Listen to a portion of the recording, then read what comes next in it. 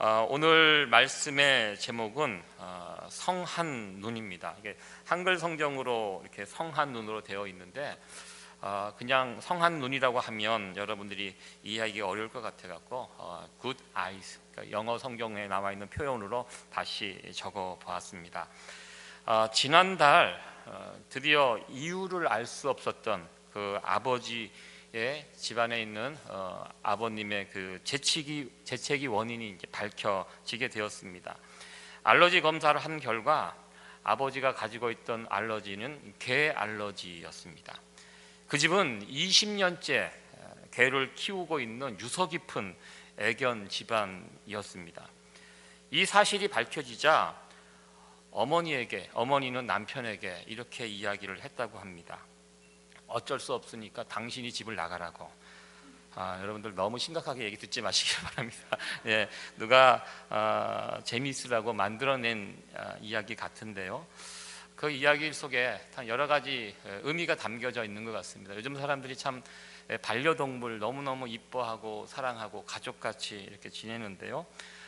너무너무 사랑하는 마음이 크고 또 한편으로는 요즘 집안에 있는 남자들의 그 역할이 위치가 그 정도밖에 안 된다는 그런 자조 섞인 이야기가 아닌가 생각이 됩니다. 개를 키우는 분들이 그런 얘기를 합니다. 개라는 동물이요 참 영악해서 집에 처음 들어오면 이 집에서 누가 제일 서열이 높은가를 개가 안다고 합니다. 제일 서열이 높은 사람이 누굴까요? 예, 여러분들의 예상과 같이 집안에 계신 부인입니다. 1번, 그리고 두 번째 서열이 높은 거 자녀들입니다. 개들이 안 돼요. 그래서 그 집안에서 제일 서열이 낮은 사람이 남편, 아버지. 그리고 개들은요 그 서열이 낮은 사람을 무시하고 공격합니다. 자기가 제일 끝이 되기 싫으니까 제일 낮은 서열과 싸움이 이제 한동안 있다고 합니다. 그래서 그 집안의 아버지, 남편을 보면 짖고 불러도 가지도 않고 무시하고 한동안 그런 전쟁이 이제 벌어진다고 합니다. 예전에 그런 프로 아마 여러분들 기억하실 것입니다. 실제로 그런 일이 있었다고 합니다. 우리 아이 달라졌어요. 그 프로 아마 많이 보셨을 텐데 그와 유사한 우리 개가 달라졌어요. 거기에 나왔던 실제 모델입니다. 그 개가 집에 이렇게 오면 엄마 아이들 말은 잘 듣는데 남편 말을 그렇게 안 듣고 막 무시하고 물고 막 그러는 거예요. 가만히 보니까 집안의 서열 구조가 그렇게 되어 있었다는 거. 그것을 보면서 오늘의 시대상을 보여주는 그런 모습이 아닌가 이렇게 생각을 해봅니다. 여러분들 남편분들 집에서 잘 하시기 바랍니다. 저는 그 모습을 보면서 아무리 그래도 개보다는 남편이, 아버지가 더 귀하고 소중한 존재라는 거 다시 한번 생각을 해보게 됩니다. 여러분들 동의하시죠? 예. 개가 아무리 이뻐도 좋아도 사람과는 비교할 수 없습니다. 비교해서도 안 됩니다. 사람이 꽃보다 아름답고 그리고 개보다는 귀한 존재가 바로 우리 인간입니다. 너무나도 당연한 이런 문제이고 질문이지만 이 세상 사람들은 살다 보면 정말로 엉뚱한 것들을 더 중요하게 여기고 그것을 쫓으며 붙잡으며 살아가는 그런 모습들을 보게 됩니다. 별 쓸데없는 일들에 목숨을 걸고 마음을 빼앗기고 그것들을 붙들고 살아가는 자들이 있다는 것입니다. 오늘 본문의 말씀은 정말로 중요한 것들을 놓치고 살았던 그 사람들에 대하여 우리 예수님께서 아주 심한 책망을 하셨습니다. 책망의 대상은 바리새인 율법사들입니다. 제가 같이 읽었던 이 성경 본문은 율법사들에 대한 책망을 하신 말씀입니다. 그 앞에는 바리새인들에 대한 책망이 나오고 있습니다. 예수님은요 성품이 온유하신 분이었습니다. 늘 부드럽고 온화하고 따뜻하고 주변에 오는 사람들에게 그와 같은 모습으로 대하셨는데 오늘 성경을 읽다 보면 예수님 참 무섭게 말씀하신다. 어떻게 이렇게 저주의 말씀을 이렇게 하실 수 있을까? 좀 당혹스럽게 예수님의 그 표현의 방법들을 우리가 만나게 됩니다. 왜 이렇게 심한 이 바리새인 율법자들 왜 이렇게 심하게 예수님께서 다루고 계시는가? 왜 이렇게 비판하시는가? 그 이유는 우리가 읽었던 이 본문 앞에 나와 있는 마태복음 11장 34절 35절, 이 등불의 눈에 관한 이 비유에서 그 배경을 설명을 하고 있습니다. 이 마태복음 11장 34절 35절 말씀이 있는데요, 이 말씀 같이 한번 읽어보도록 하겠습니다. 내 몸의 등불은 눈이라. 내 눈이 성하면 온몸이 밝을 것이요 만일 나쁘면 내 몸도 어두우리라. 그러므로 내 속에 있는 빛이 어둡지 아니한가 보라. 이렇게 되어 있습니다. 아마 우리가 잘 알고 있는 말씀입니다. 우리 인간의 신체 가운데 이 눈만큼 중요한 기관이 또 있을까, 그렇게 생각을 해봅니다. 저도 지금 요즘 눈이 많이 이제 점점 침침해져서 지난번에 코스코에 가갖고 눈에 좋은 약이 영양제가 무엇인가 또 이렇게 막 찾아갖고 사왔는데 보니까 집에 있는 거더라고요. 그래서 항상 집에 무슨 약이 있는지 확인하고 다녀야 되겠다는 그런 생각을 해보았습니다. 우리 인간이 겪는 장애 가운데 가장 심각한 것이 무엇인가? 저는 보이지 않는 것이라고 생각을 해보았습니다. 저도 예전에 시각장애인 분들을 이렇게 가까이서 지켜본 적이 있습니다. 그러면서 이게 볼 수 있다는 거, 이렇게 좋은 눈은 아니지만 이렇게 볼 수 있다는 것이 참 큰 복이구나라는 것들을 이렇게 생각을 해보게 되었습니다. 그런데요, 중요한 것은요, 여기서 지금 이 본문에서 이야기하는 것은 무엇을 보느냐 이 문제를 다루는 것이 아니라 무엇을 어떻게 보느냐 이 부분을 얘기하고 있는 것들을 보게 됩니다.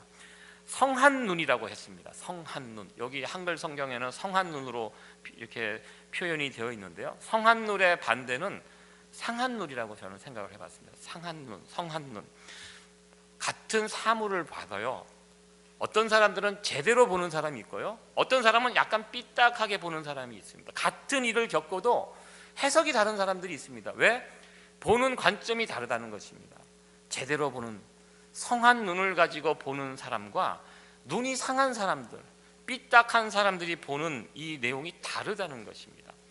여러분, 이 그림을 한번 보시기 바랍니다. 이 사진 한 장이 있는데요, 할아버지가 계시고 앞에 남자아이 같기도 하고 남자아이가 두 손을 모으고 있습니다. 할아버지가 뒤에 강아지, 오늘 개 이야기가 또 나오네. 개를 이렇게 뒤에 숨겨 가지고 있습니다.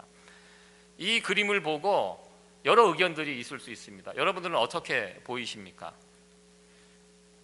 눈이 삐딱한 사람들은요, 눈이 상한 사람들은 이 그림을 보고 어떻게 해석을 하냐면, 저 할아버지가 아이의 개를 숨겨갖고 뺏어갖고 있는, 그래서 이 아이가 손을 빌고 돌려달라고 하는 정말 불쌍한 그런 그림으로 이 비극적인 사진으로 이렇게 해석을 합니다.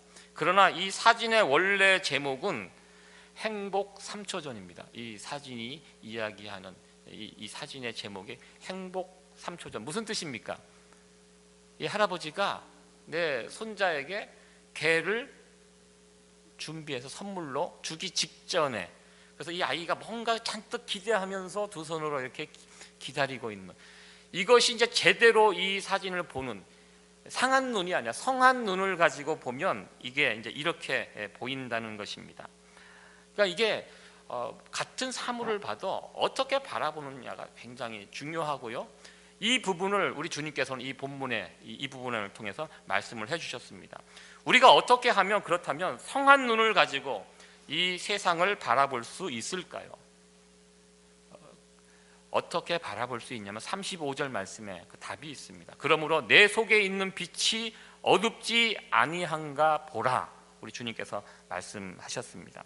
우리가 성한 눈을 가지고 사물을 바라보기 위해서는 우리 안에 빛이 있어야 되는데, 이 빛이 어두워지면 우리가 제대로 못 보고요, 이 빛이 있으면 우리는 제대로 성한 눈을 가지고 바라볼 수 있다는 것입니다. 여기서 말씀하는 빛은요, 이렇게 조명이 아닙니다. 태양에 떠 있는 그런 빛이 아닙니다. 성경에 보면 빛을 항상 두 가지로 구분을 합니다. 자연적인 빛이 있고요, 또 어떤 빛이 있습니까? 하나님의 빛이 있습니다. 빛이 있으라. 천지를 창조할 때 하나님께서 이 세상에 만들어 보여주신 그 빛, 하나님의 빛, 하늘로부터 오는 그 빛입니다. 그 빛이 우리 가운데 비춰져 있어야 되고요, 그것이 어둡지 않아야 우리의 눈이 바른 눈이 되고, 아주 뭐라 그럴까요? 삐뚤어 보지 않고 제대로 그 사물을 볼 수 있는 눈이 될 수 있다는 것입니다. 이 빛이 있어야지 결론적으로 예수님을 볼 수 있다는 것입니다. 이 빛이 없거나 이 빛이 어두워져 있으면 예수님을 못 봐요. 예수님이 그 가운데 있을 수 없다는 것입니다. 우리가 이 부분을 예수님께서 점검하라고 말씀하셨습니다. 너희 속에 지금 빛이 있는가? 내 속에 있는 이 빛이 점점 어두워져 가고 있는지 아니면 점점 밝혀져 가고 있는지, 이 부분이 되게 중요하다는 것입니다. 여러분들 한번 점검해 보시기 바랍니다. 나에게 이 빛이 있는가? 이 빛이 정말 밝은 빛이 있는가? 아니면 이 빛이 자꾸 어두워져 가고 있는가? 이 빛이 있어야지 예수님을 볼 수 있다는 것입니다. 그래서 바른 시각, 바른 선택을 할 수 있고요. 만약 이 빛이 없다면 그 사람은 오늘의 말씀처럼 예수님을 볼 수 없고 잘못된 가치관을 가지고 잘못된 생각으로 또 엉뚱하게 무엇이 중요한지를 모르고 살아갈 수밖에 없는 사람이 될 수 있다는 것입니다. 세상 사람들이 왜 예수님을 못 봅니까? 이 빛이 없기 때문입니다. 있어도 어두워져 있기 때문에 세상 사람들은 우리가 보는 예수님을 지금 못 보고 있다는 것입니다. 왜 예수님께서는 이 율법사들 바리새인들에게 화 있을진저, 굉장히 심한 그런 표현입니다. 이렇게 비판을 하셨을까? 그들은 근본적으로 눈이 상해 있기 때문입니다. 성한 눈이 아니었기 때문입니다.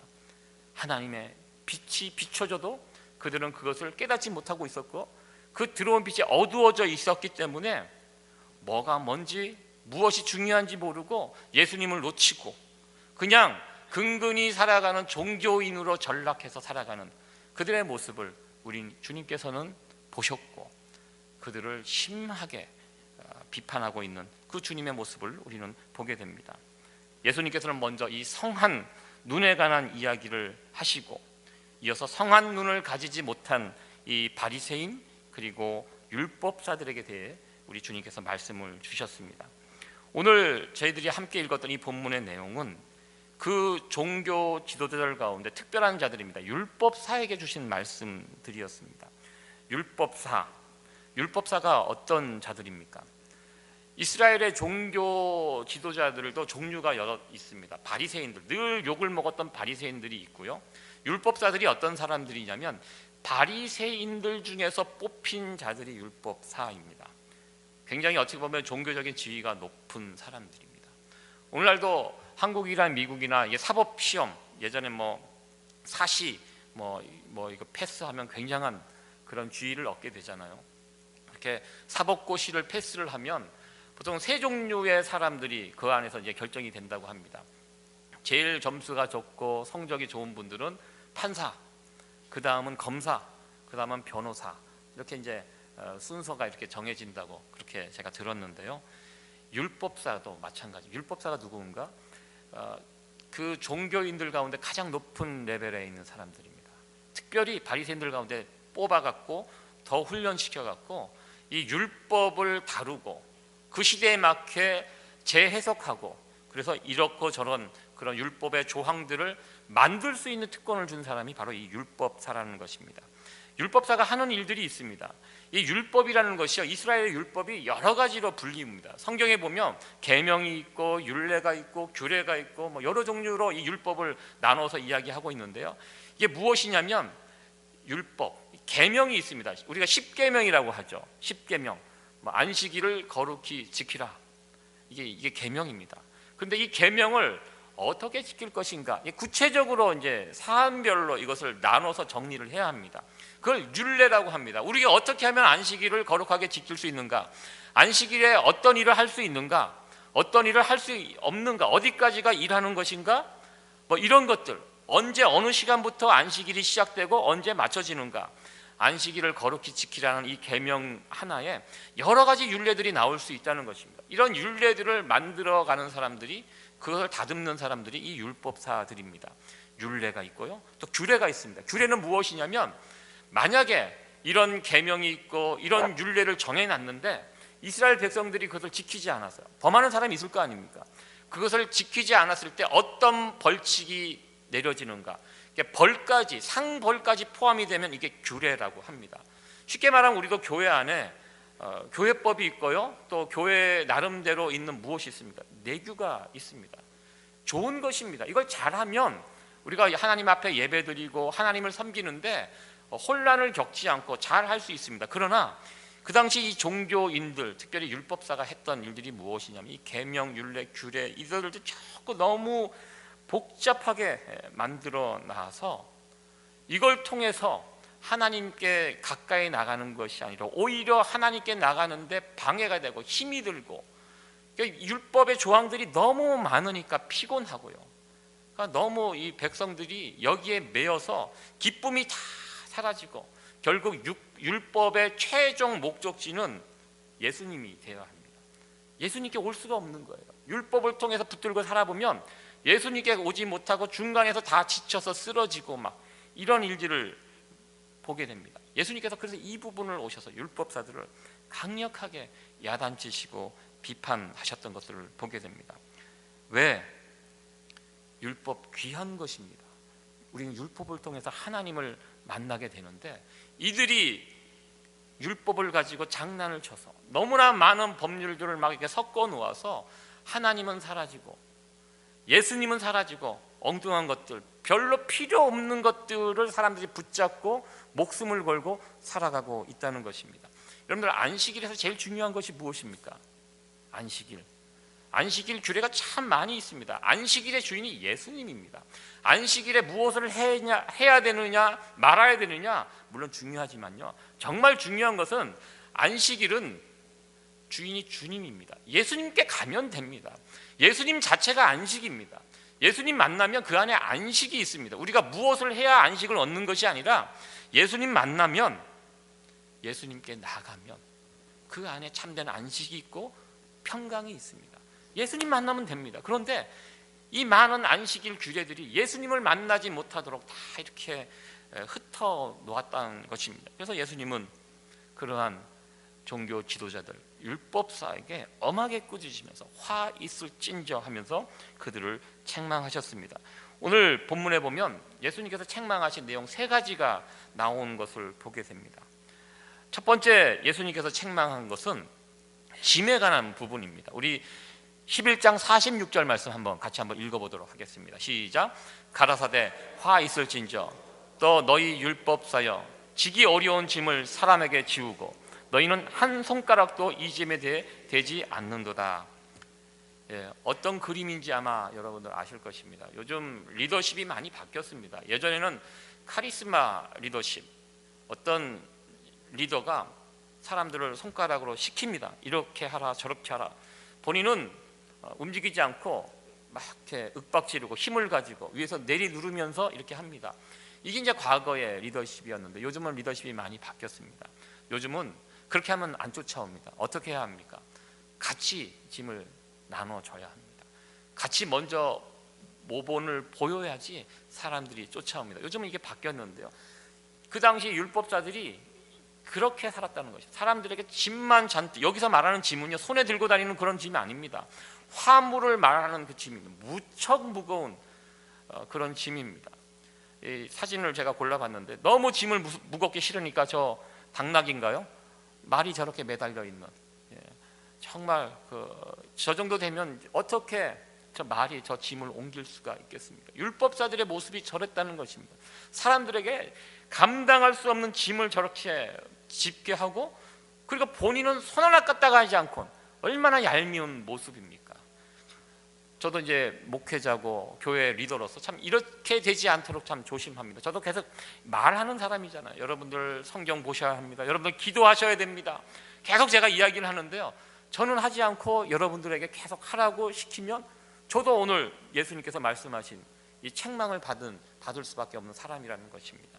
본인은 손가락질 하지 않고 짐만 지우는 사람. 여러분들, 이에 비해서 우리 주님은 어떠십니까? 우리 주님은요 짐을 누군가에게 지우는 분이 아니라는 것입니다. 우리 주님은요 오히려 누군가가 지고 있는 무거운 짐을 대신 지시는 분이 우리 주님이시라는 것입니다. 예수님의 모습을 보고 세례 요한이 이야기했습니다. 세상 죄를 지고 가는 어린 양이다. 우리 주님은 그러십니다. 우리가 신앙생활을 하는데요, 무거우면 안 됩니다. 무겁게 하면 안 된다는 것입니다. 왜? 무거울 수가 없습니다. 우리 짐을 대신 지시는 분이 있기 때문입니다. 예수님은요, 그 당시 종교 지도자들과 달랐습니다. 누군가의 짐이 있으면 우리 주님은 그 짐을 본인이 짊어지시고 그 길을 가셨습니다. 참 비교되는 그런 표현이 아닌가 생각이 됩니다. 두 번째로 우리 주님께서 이 율법사에게 책망하신 것은 무덤에 관한 내용입니다. 우리 47절 말씀 다시 한번 읽어보도록 하겠습니다. 화 있을진저 너희는 선지자들의 무덤을 쌓는도다. 저희를 죽인 자도 너희 조상들이도다. 아멘. 이게 무슨 이야기냐면, 그 당시 종교인들이 어떤 행위를 했냐면, 그 과거 이스라엘 역사에 있어서 선지자들의 무덤이 있습니다. 근데 선지자들이요, 좋게 죽지 않았습니다. 선지자들이 하나님으로부터 보내심을 받은 선지자들이 이 땅에 내려와서 하나님 말씀을 증거합니다. 근데 이스라엘 백성들 그 말을 안 들었습니다. 안 들을 뿐만 아니라 선지자들을 미워하고 죽였습니다. 어떤 사람은 목을 쳐서, 이사야 선지자 같은 경우는 포부로 사람을 죽였다는 그런 이야기도 전해집니다. 제명에 산 사람이 없습니다. 하나님의 말씀 바르게 전하는 사람들을 다 죽였습니다. 그런데 나중에 후대에 와서 그 사람들이, 우리는 저 선지자를 죽인 우리 조상들과는 다른 사람들이다. 저들은 잘못했지만 우리는 그 선지자들의 무덤을 소중히 여기고 그들의 무덤을 가꾸고 아름답게 가꾸고 그렇게 살아가는, 저건 우리 조상들이 잘못한 것이 우리 잘못은 아니고, 우리는 그 조상들, 그 선지자들의 묘를 잘 가꾸는 사람들이다. 그러면서 그 앞에서 결심을 합니다.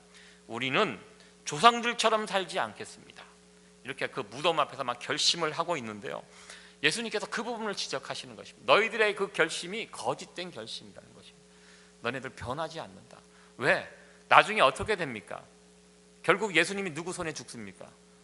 종교 지도자들, 그 당시 유대인, 그들 손에 죽습니다. 예수님이 알고 계십니다. 너희 조상들이 선지자들 죽였다고 너네들 막 손가락질하고 비난하지, 너희들은 더하다는 것입니다. 너희들은 결국 누구? 선지자보다 훨씬 크신 예수님을 죽이는 사람들입니다. 이 이야기를 하고 있습니다. 여러분들, 사람이요, 어떤 마음을 먹는다고 바뀌지 않습니다. 그냥 다시는 이러지 말아야지 회개한다고 사람이 쉽게 바뀝니까? 사람이 언제 바뀝니까? 진짜 변화는요, 예수님 앞에서 이루어집니다. 예수님 만나고요, 예수님을 통해서 죄 용서함 받고 회개를 해야지 거기에 진정한 변화의 역사가 있지, 그냥 내가 내 의지를 가지고 무덤 앞에서 맹세를 하고 한다고 그 사람이 바뀌는 것이 아니라는 것입니다. 예수님은 율법사들에게 무덤을 아름답게 꾸미면서 자기의 의를 드러내고 있는 그들을 향하여 저주하셨습니다. 화 있을진저, 그거 아니라는 것입니다. 그리고 세 번째 우리 주님께서 저주하신 것은 열쇠에 관한 이 부분입니다. 우리 같이 한번 이 부분 읽도록 하겠습니다. 시작. 화 있을진저 너희 율법사여, 너희가 지식의 열쇠를 가져가고 너희도 들어가지 않고 또 들어가고자 하는 자도 막았느니라 하시니라. 이 열쇠, 참 여러 가지를 의미하는 그런 본문 말씀이라고 생각을 해봅니다. 열쇠가 어떤 역할을 합니까? 자물쇠를 여는 역할을 합니다. 이 열쇠가 잘못되면 자물쇠 못 엽니다. 그 자물쇠에 맞는 열쇠는 한 개밖에 없습니다. 딱 하나입니다. 물론 그 딱 맞는 열쇠를 카피해 갖고 여러 가지 가질 수 있지만 종류는 딱 하나만 그 열립니다. 여러분들도 아마 이 자물쇠 다 가지고 계실 것입니다. 제가 최근에 집에서 돌아다니고 있는 자물쇠 하나를 제가 찾았습니다. 제가 2년 전에 사용했던 것인데 그동안 쓸 일이 없어서 이제 이렇게 방치하고 있다가 갑자기 이제 어떤 자물쇠 잠가야 될 것이 있어서 찾았습니다. 그러니까 있더라고요. 그런데 그게 이게 번호로 이렇게 오른쪽으로 한 번, 왼쪽으로 한 번, 오른쪽으로 이렇게 3번 번호가 있어야 돼요. 그걸 맞춰야지 문이 열려요. 2년 전까지만 해도 그 번호 제가 기억하고 있었어요. 저는 그때 이제 머리가 좋아가고 적지 않고도 다 알았는데 갑자기 보니까 생각이 안 나는 거예요. 이건가? 이렇게 안 맞아요. 또 이렇게 해서 안 맞아요. 대충 해갖고 막 열는데 안 열려요. 막 순간적으로 화가 나더라고요. 이 번호가 무엇인가, 막 수첩도 어디다 혹시 내가 적어놨나 막 찾아보니까 없어요. 그래서 그러니까 어떻게 됩니까? 이 번호가 없으니까 이 자물쇠가 무용지물이죠. 이거 어디다 쓰겠습니까? 주머니에 늘고 듣고 다니다가 이상한 사람 만나면 그거 갖고 집어 던집니까?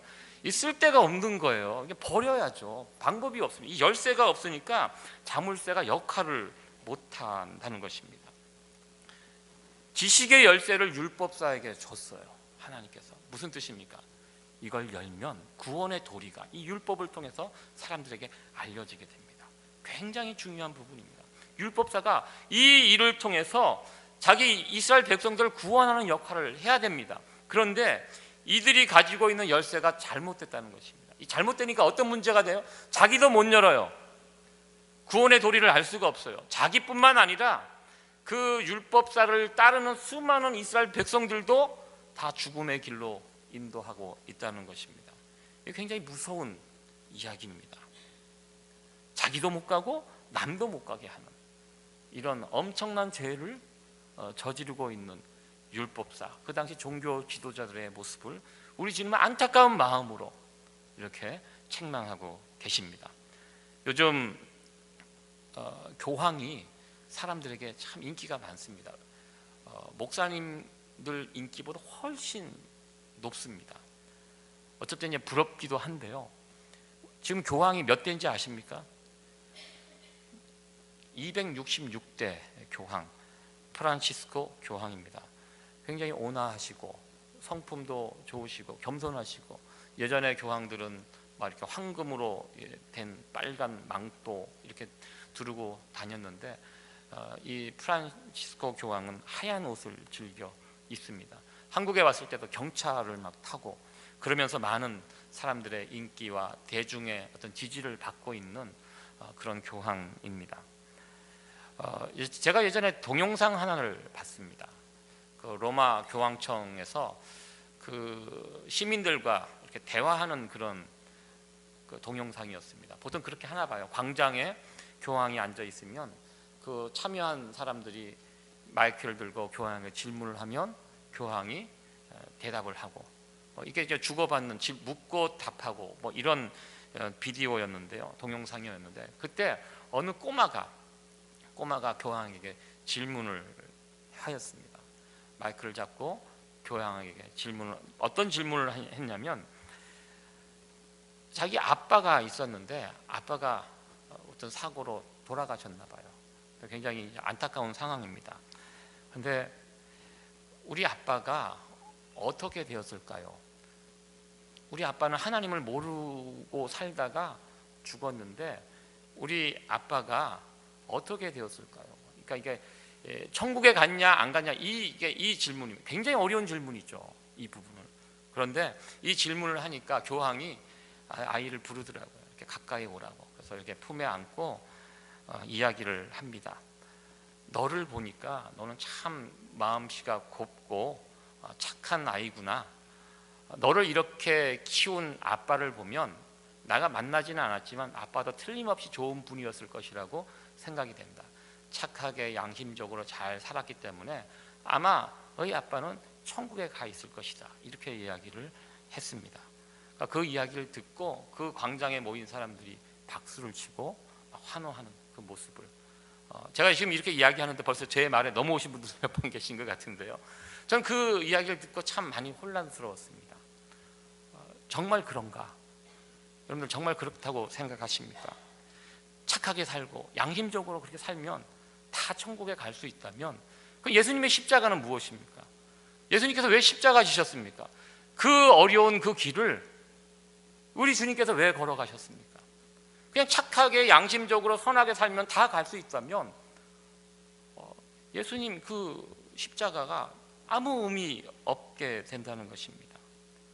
그러니까 교황이 그렇게 이야기하면 안 되는 것이죠. 만약에 그 아이가 저에게 와서 이렇게 물어본다면 저는 그렇게 이야기할 것 같아요. 안타깝지만 아빠가 예수님을 모르고 그렇게 돌아가셨다면 네 아빠는 지옥에 가 있다. 어떻게 목사님이 그렇게 심각한 말을, 아이 동심이 파괴되게 어떻게 그런 이야기를 할 수가 있냐고. 근데 그게 사실입니다. 그것이 사실이죠. 예수님을 영접지 않고 이렇게 살다가, 왜냐하면 지금은 우리가 예수님을 만날 수 있는 기회가 오픈되어 있습니다. 그런데 예수님을 모르는 상태로 우리가 이 세상을 떠난다면 예수 천당 불신 지옥이죠.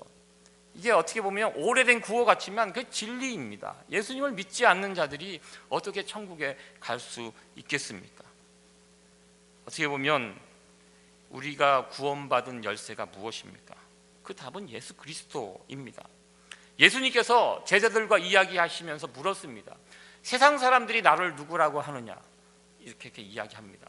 그렇다면 너희들은 나를 누구라고 하느냐? 이렇게 물었을 때 예수님의 제자 베드로가 주는 그리스도시요 살아계신 하나님의 아들입니다. 이렇게 고백을 했습니다. 그 대답에 우리 주님께서는 기뻐하시고 너의 그 고백 위에다가 나의 교회를 세우겠다고 약속하셨습니다. 그러면서 이어지는 그 말씀이 내가 천국의 열쇠를 내게 주겠다고. 여기서 이제 열쇠가 여기서 나왔습니다. 그래서 이 베드로에게 열쇠를 주는 것처럼 이 천국 열쇠가 무엇입니까? 예수님을 향한 바른 신앙 고백입니다. 예수님이 누구인지를 바르게 고백하는 사람들만이 이 천국 열쇠를 가질 수 있습니다. 베드로가 했던 그 고백이 천국 열쇠를 정확하게 열 수 있는 그 키입니다. 그래서 베드로에게 줬어요. 사실 로마 교황청에 세워지는 교황들은요 다 베드로의 후손들이라고 이야기합니다. 그런데 제가 보니까요 그 후손들이 내려오면서 키가 바뀐 거예요. 처음에 베드로에게 준 키는 예수입니다. 예수 그리스도만이 유일한 이 천국문을 여는 열쇠, 이게 예수님께서 베드로에게 준 키였습니다. 그런데 오늘날 그들의 열쇠가 바뀌어 있는 것을 보게 됩니다. 아무거나 다 열 수 있다? 아닙니다. 지금도 천국문을 열 수 있는 유일한 열쇠는 예수 그리스도밖에 없다는 사실을 우리는 다시 한번 말씀을 통해서 확인하게 됩니다. 예수님이 오늘 율법사에게 주신 그 말씀의 결론이 무엇입니까? 너희들 그런 식으로 살면 죽는다라는 것입니다. 그런 식으로 종교인으로 그렇게 살면 너희들만 죽는 것이 아니라 너희들 때문에 수많은 사람들이 다 죽음의 길로 가게 된다는 이 경고의 말씀을 우리 주님께서는 하셨습니다. 평소 좋은 분입니다. 예수님 온화하시고요, 온유하시고 누구에게나 따뜻하게 대하셨던 분인데요, 오늘 우리 주님께서는 분노하시면서 화를 쏟고 계십니다. 왜? 그 당시 종교 지도자들, 율법사들, 바리새인들 죽는 길로 가고 있거든요. 이렇게 하면 죽기 때문에 우리 주님은 안타까운 마음으로 그들에게 오늘의 이 귀한 말씀을 주셨음을 우리는 보게 됩니다. 이 시대의 율법사가 누구일까 마지막으로 생각을 해봅니다. 먼저 하나님의 말씀을 이 강단에서 외치고 있는 저가 될 수 있습니다. 그리고 또 누가 있습니까? 신앙생활을 하고 있는, 오랜 시간 동안 신앙생활을 하고 있는 우리들도 될 수 있습니다. 중요한 것은 우리 눈이 중요합니다. 우리 눈이 상한 눈이 되지 않도록 성한 눈이 돼야 됩니다. 왜? 성한 눈이 돼야지 우리 가운데 빛이, 하나님이 비춰지는 빛이 임하게 되고요, 이것이 어두워지지 않게 됩니다. 하나님의 빛이 비춰지고 그 빛을 통하여 우리는 예수님을 찾아갈 수 있게 됩니다. 오늘 예수님께서 지적하신 짐, 무덤, 열쇠 다 예수님하고 연결된 그런 문제들입니다. 그들은 짐, 무덤, 열쇠, 눈이 어두워져서 그 안에서 예수님을 발견하지 못했다는 것입니다. 중요한 거, 나의 눈은 지금 성한 눈인가 상한 눈인가? 지금 하나님의 빛이 나에게 지금 비춰지고 있는가? 우리의 모습들을 점검해 볼 수 있는 귀한 시간 되기를 원합니다. 이 세상 모든 문제를 푸는 열쇠는 예나 지금이나 예수 그리스도입니다. 우리는 예수님 없으면 아무것도 할 수 없는 자들입니다. 우리가 율법사가 되지 않는 길이 무엇입니까? 예수 그리스도.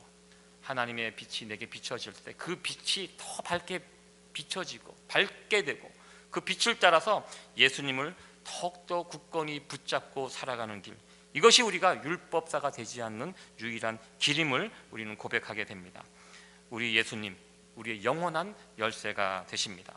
베드로에게 약속한 이 열쇠 여러분들 꼭 붙잡고 살아가시면서 천국 문 앞에서 확실하게 문을 열 수 있는 저와 여러분들, 우리 교회가 되어지기를 간절히 축원합니다. 네, 기도하시겠습니다.